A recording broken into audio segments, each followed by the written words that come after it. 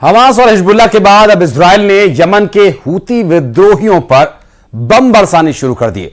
Houthi विद्रोहियों ने Nasrallah के मारे जाने के बाद इजराइल की राजधानी तेल अवीव पर बैलिस्टिक मिसाइल्स दागे थे और अब इजराइल ने जब यमन पर हमला किया तो धमाका ऐसा हुआ कि मैसेज इराक तक गया।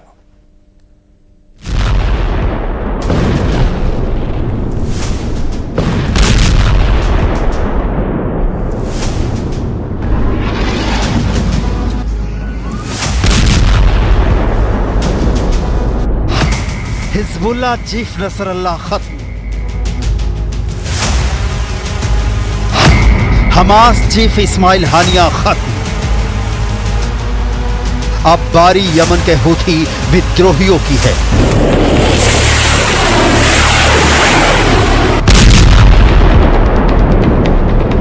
इजराइल ने 3 फ्रंट वॉर ओपन कर दिया है। यमन के हूथी विद्रोही जिन्होंने हमास के समर्थन में इजराइल के खिलाफ लगातार हमले करते आ रहे हैं, उन्हें सबक सिखाना शुरू कर दिया है। यमन में हूथी के ठिकानों पर इजराइल ने बहुत बड़ा हमला किया है। इजराइल के फाइटर जेट्स ने यमन में पावर प्लांट और बंदरगाह पर हमला किया।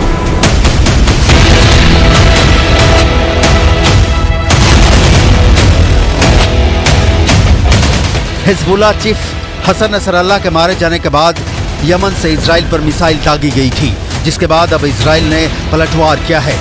यह हमला यमन के रास ईसा और हुदैदा शहर में किया गया है।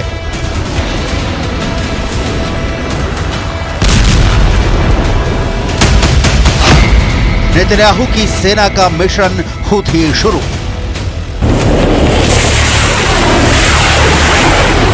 हूथी विद्रोहियों पर बरसाए बारूद। इजराइल डिफेंस फोर्स का नया टारगेट सेट।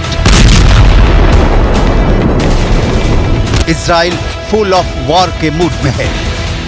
अपने दुश्मनों के अंत की नेतन्याहू ने जो स्क्रिप्ट लिखी है, उसका तीसरा चैप्टर है हूथी विद्रोहियों का द एंड।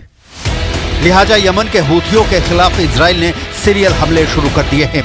अपने दुश्मनों के खिलाफ इजराइल ने जो सौगंध खाई है, उसे पूरा करने के लिए आईडीएफ न रुकने का नाम ले रही है, न थकने का।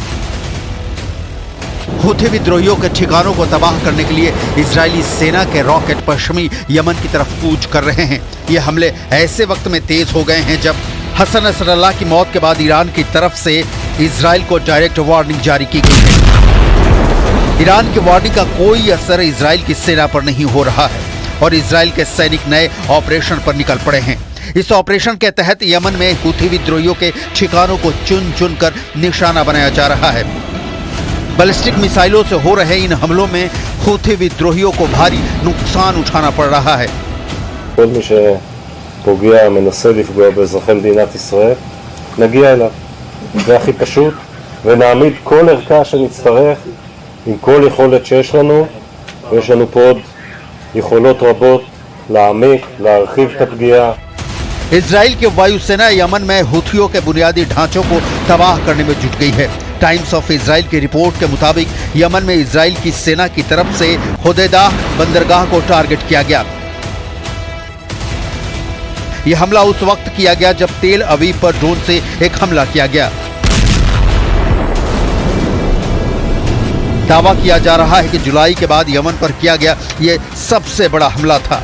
यह हमला ऐसे समय में हुआ जब इजरायली वायुसेना ने लेबनान, गाजा पट्टी और कथित तौर पर सीरिया में दिन के समय कई मोर्चों पर युद्ध के दौरान निशाना साधा। इससे पहले हूथियों की तरफ से मध्य इजराइल पर दागी गई मिसाइलों को इजराइल के डिफेंस सिस्टम ने नाकाम कर दिया। इजराइल बहुत सब्र के साथ चल रहा है। हमास उसके सामने कहीं नहीं टिकता, लेकिन उसके खात्मे में इजराइल ने 11 महीने का वक्त लगा दिया और अब भी हमास चीफ आहिया सिनवार की उसे तलाश है।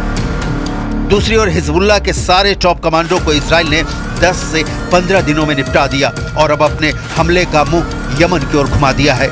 हालांकि हमास और हिजबुल्लाह की तरफ हूथियों का शिकार इजराइल के लिए आसान नहीं है, क्योंकि इजराइल और यमन की भौगोलिक स्थिति ऐसी है कि हूथी आसानी से शिकार नहीं बन सकते। हिजबुल्लाह को लेकर तो स्थिति ये थी कि लेबनान पड़ोस में है, टारगेट फिक्स करके निशाना बनाया गया। लेकिन यमन की सीमा तो इजराइल से 1800 किलोमीटर दूर है। दोनों देशों की सीमाएं आपस में नहीं लगती, बीच में लाल सागर भी है। लेकिन इजराइल को लेकर कहा जाता है कि दुनिया में उसके दुश्मन कितनी भी दूर क्यों ना हो, वो चुन चुन कर मारता है। यमन में इजराइल के फाइटर जेट गरजने शुरू हो गए हैं। यमन में हूथियों के अड्डों पर, पावर प्लांट पर स्ट्राइक की गई है। इसके अलावा सी पोर्ट पर पिन पॉइंट